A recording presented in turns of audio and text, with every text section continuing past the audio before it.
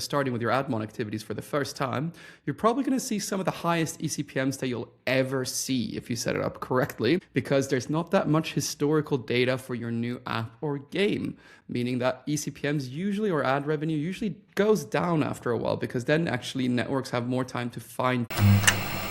It's 4 a.m. and we're rolling the dice. Matei drops knowledge made of golden eyes. Felix with ads making those coins rise. Jack up designs, worlds chasing the skies. We're the 2.5 gamers, the midnight crew, talking UA adverts and game design too. Matei, Felix, Shaka bringing the insight. We're rocking those vibes till the early daylight. Matei, UA, master eyes on the prize, tracking data through the cyberspace skies. Felix stacks dollars like a wizard in disguise. Jacob's crafted realms lift us to the highs. 2.5 gamers talking smack. Slow hockey stick, got your back. Ads are beautiful, they light the way. Click it fast, don't delay.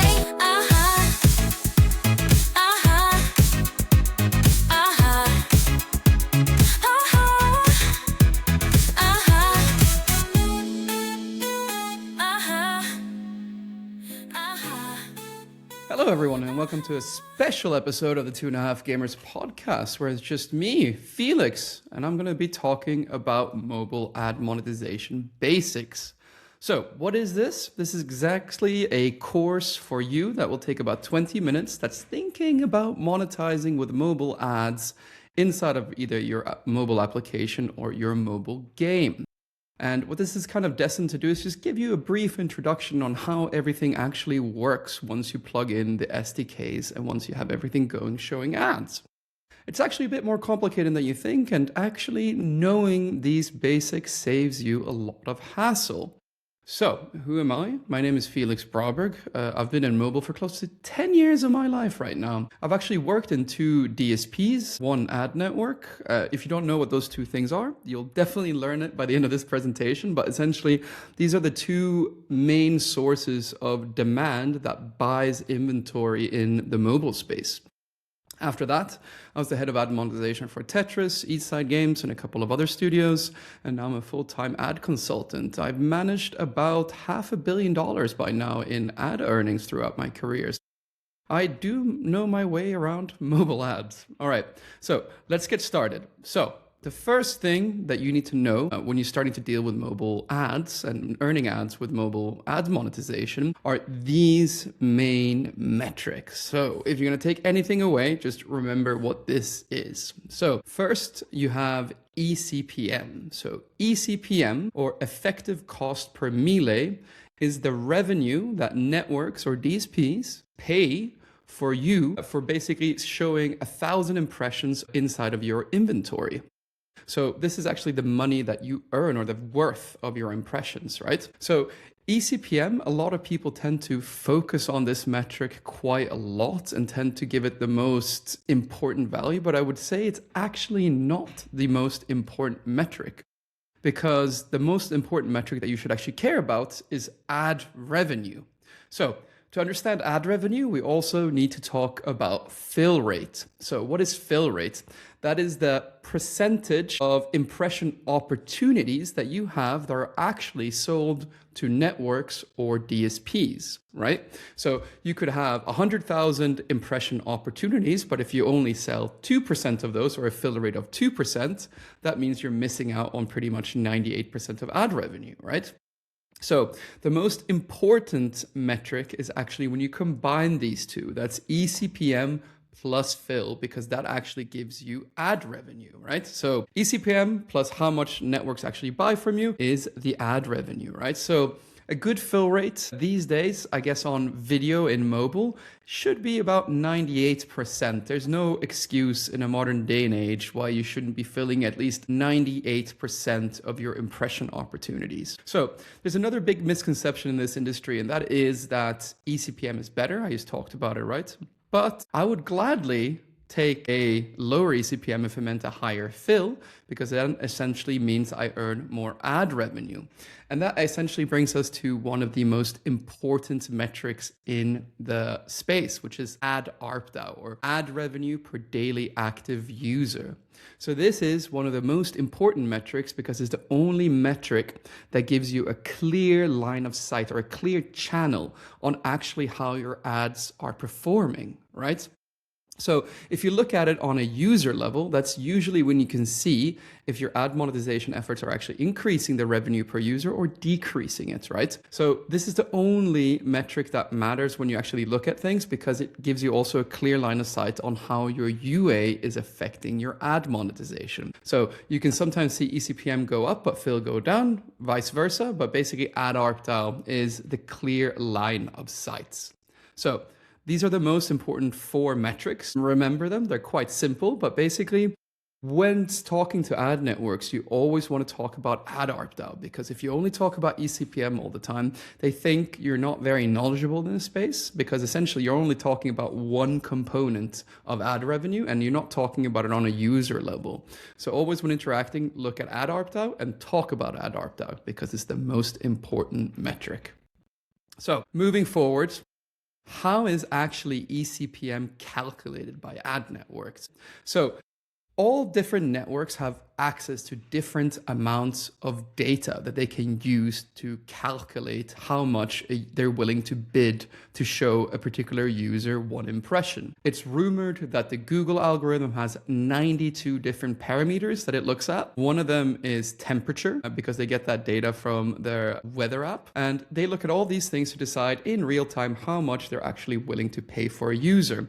I think Appleman is rumored that the biggest weighted thing in their eCPM formula is device type, so basically how expensive your phone is. But there's a couple of things that everyone gets from the different auctions. So usually what networks look at is they look at how many times have we basically seen installs from this app. How many times have we lost historically over the last 7 days when we actually bid on users in this application? What's the geolocation? Very important one. It's going to be higher in the US than it will be in Ghana, for example. And then one of the most things that people don't really understand is how many impressions have I previously shown to this user in the session and throughout the day? So they calculate this on a rolling 7-day average, meaning that when you first start with your application, starting with your AdMon activities for the first time, you're probably going to see some of the highest eCPMs that you'll ever see if you set it up correctly, because there's not that much historical data for your new app or game, meaning that eCPMs usually, or ad revenue usually, goes down after a while, because then actually networks have more time to fine tune and actually get the results from the campaigns that they've been running, right? So let's talk about this numbers of impressions previously shown to a user.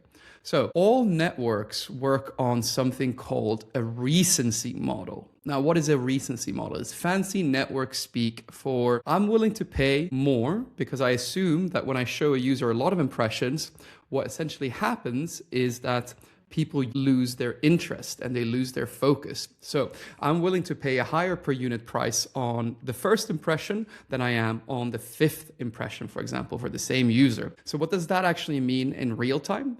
That usually means that on full screen video, let's say interstitial or rewarded, you usually see the per unit price of a impression to a user usually starts dropping off quite a lot after the 5th impression. Different networks mean different thing and different apps do different things. So if you have a high amount of payers in your app, this typically will slow down, but there still will be a drop off. So that essentially means that if you look at the per unit value of impressions you're showing, sometimes it might not actually be worth showing that 7th or 8th interstitial impression, because every interstitial you show will have a trade-off on retention. Right? So always look at the per unit value of the impressions you're showing. I've done this with many clients where essentially I'm working with them and we improve the impressions per daily active user, and we don't see that much of a boost on the overall revenue, because basically the curve goes down and then essentially that eats all our gains. So remember the recency model and always look at that as well. So here comes probably one of the main things to also look out for when you're setting up a mediation platform and adding new ad networks. We have a couple of videos on those already, so I'm not going to waste your time on it. But the most important thing that you need to keep an eye out when you're adding new networks is you need to keep an eye on ANRs and crashes for Android in particular. So Android have this rule that you need to keep crashes and ANRs below a certain threshold. I believe it's 0.01 0.3% of overall baseline. And if you basically go over that, you lose a lot of your organic traffic because Google Play rewards apps that have a stable infrastructure. So well, we've also talked about this on this podcast quite a lot of times. What actually happens is that SDKs are built by networks, and sometimes these SDKs have a lot of errors, right? So you never want to be the first studio to update a new SDK, right? Usually what I recommend clients to do is when a new network comes out with an SDK, they usually incentivize that. These salespeople or account managers are incentivized to get as many people as possible on the new build, right? Because it usually performs better. But you don't always want to do that. So usually what I recommend to do is wait 2 or 3 weeks, look up online with this SDK, just do a quick Google search and basically see if there's people complaining about crashes. If you don't see that, then you can go ahead and actually update the SDK and move forward. So the other thing that's kind of been a hot topic that we talked about so far on the podcast many times is that over the last 6 years, we've seen in mobile how ads are getting longer and longer. So rewarded ads are no longer 30 seconds. Interstitial ads are no longer skippable after 5 seconds. And it's harder and harder to click out of these, right? So usually when you start working with networks, before you even speak to them, you're usually on the most aggressive end card formats without even knowing it or without even asking for it, right? And that's because networks earn money on conversions. So they're running UA campaigns, and essentially the more conversions they have for those UA campaigns, the more money they earn. So they have an incentive to make ads hard to click out of, because basically it increases the amount of misclicks and true clicks of people actually wanting to download games or apps. This is not good for you as a publisher, because essentially what happens is that ads that are long and annoying usually sees higher churn rates. So basically users leave your app or game quicker. And I've actually seen this firsthand. If you actually remove these end card templates, you actually have a lower churn rate, right? So the first thing that you need to do whenever working with a new network or when starting on the new mediation platform is agree with the networks that you're working with on what's acceptable to you. Now here you can see the recommended times and clicks that I usually tell my clients, or that I usually like to operate on. 30 seconds rewarded ads plus 5 seconds to close and 3 clicks to close, or interstitials 5 seconds to close. So keep that in mind. Here right now is, as of 2025, largest networks that I see in order of the largest to smallest, but these are pretty much the main ones. How I usually recommend people to start working in mobile ads is that you pick a mediation platform. We have a couple of videos on the main ones. It's pretty much AdMob, AppLovin Max, and Unity Level Play. But if you work with pretty much the top 3 or 4 of these networks inside that you see basically here listed from largest to smallest, then essentially you can't really go wrong with that, right? So usually I recommend 3 or 4 networks until you get to about $1,000 or $1,200 a day, and then basically building it out from there. But yeah, keep this in the back of your head. So let's talk about what is an ad network. So when I first tried to join this industry, I was asked this in an interview and I actually didn't know how to answer it perfectly. But basically an ad network is basically a company that has the direct relationship with a publisher. So basically they have the SDK integrated in a game or in an application. So they have the direct integration. And that's what makes someone on an ad network instead of an exchange, which we'll talk about later. So how it actually works with ads is a lot of people assume it's like a beer tap, where essentially all the beer coming from the tap comes from, let's say, a Mintegral. So Mintegral is a large network. So when I plug them in, I'm only getting Mintegral demand. No, that's not how it works. So basically networks own the relationship with you, right? So they connect the SDK inside of your game or application. So what they can also do to earn more money is work with something called resellers. So resellers come to, in this case, Mintegral, and they go like, hey, Mintegral, we see that you have a lot of connections on your SDK. We also want to be able to access your publishers. Are you able to come up with a fee where we can access all of that inventory as well? And they go like, absolutely. Let's charge 30% for all the impressions that we show through the resellers. And that means that you actually get a lot of demand that's not listed directly from Mintegral. So this is exactly why you have a long, something called Ad ARPDAU file, which I've made many videos on as well on this channel. But essentially, this is why you need to keep it up to date as much as possible, because if you don't, you're actually losing out on a lot of money.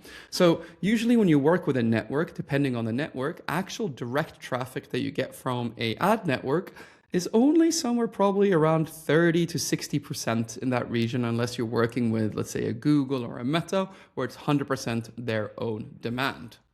And that brings us very elegantly to exchanges. All right, so exchanges are not ad networks because they don't have their own direct demand.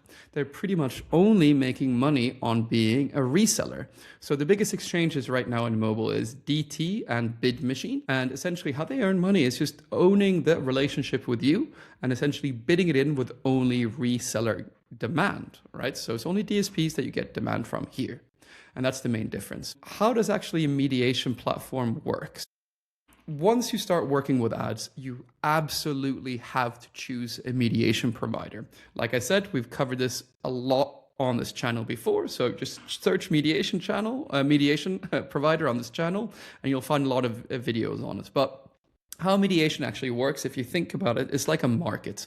So if you as a publisher just go to one seller, let's say one ad network, and try to sell your inventory at one place, you're going to get paid a bad price. It's actually better to bring it to a marketplace where multiple ad networks at the same time bid for your inventory.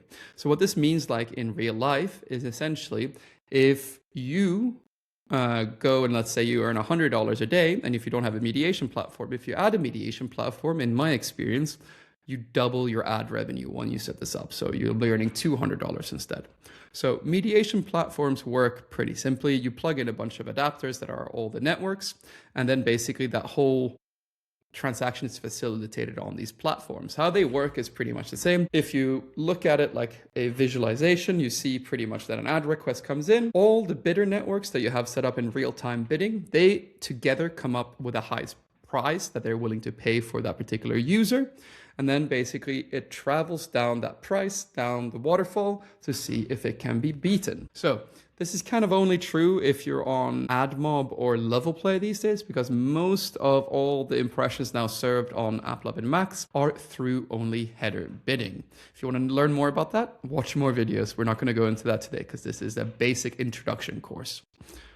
And that is all I had for you guys today. If you guys have any questions on how to monetize your inventory on mobile, please don't be afraid to leave a comment. We love getting your comments. If you have any more advanced questions, my email is down below if you want to ask me anything. But until next time, thank you for stopping by, and we hope to see you monetizing your inventory on mobile very soon. Thank you very much. Bye-bye.